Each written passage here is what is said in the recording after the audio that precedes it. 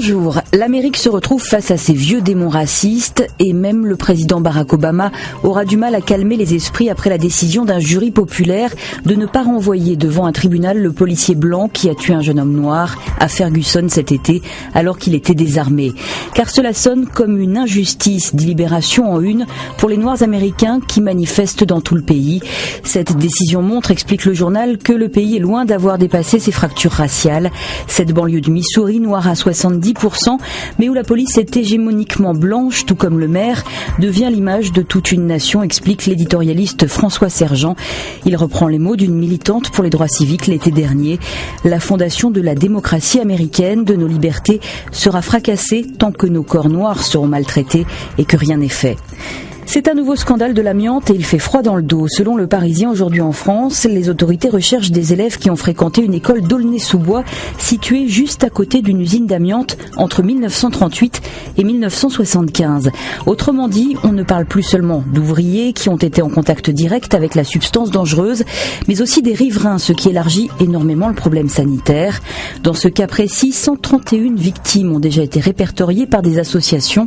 Mais un autre exemple cité ici glace le sang, celui de Condé-sur-Noireau en Basse-Normandie où de nombreux sous-traitants de l'automobile utilisaient des pièces bourrées d'amiante. Sur 5000 habitants, 2500 sont gravement malades, 300 sont décédés de cancer. Le coin est surnommé la vallée de la mort. Pas de quotidien sans politique ces jours-ci à l'approche de l'élection du président de l'UMP. Et justement, l'un des candidats, Nicolas Sarkozy, accorde un long entretien au Figaro. Fidèle à lui-même, il provoque, titille, mais rejette toute idée de mauvaise foi. Il se pose en rassembleur. Une guerre avec Alain Juppé serait suicidaire, dit-il. Les sifflets au dernier meeting, il ne les a pas entendus et de toute façon, il ne veut pas bâillonner les militants. Il valide l'idée d'une primaire avant la présidentielle et côté projet se prononce pour la disparition de l'ISF, l'impôt sur les grandes fortunes. Marine Le Pen, oui, dit-il, il y a un risque qu'elle soit au second tour en 2017. La présidente du Front National qui justement est en interview dans l'Opinion, elle s'y voit bien au second tour face à ce qu'elle appelle l'UMPS. Au passage, elle qualifie Nicolas Sarkozy d'invertébré qui a besoin du corset Hervé Guénaud ou Patrick Buisson pour tenir droit. Pour elle, François Hollande est quelqu'un de plus fin mais avec un côté culbuto.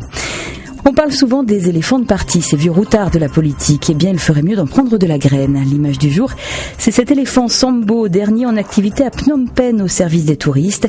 Il prend sa retraite à 54 ans et il va maintenant se reposer dans la jungle. Bonne lecture, à demain.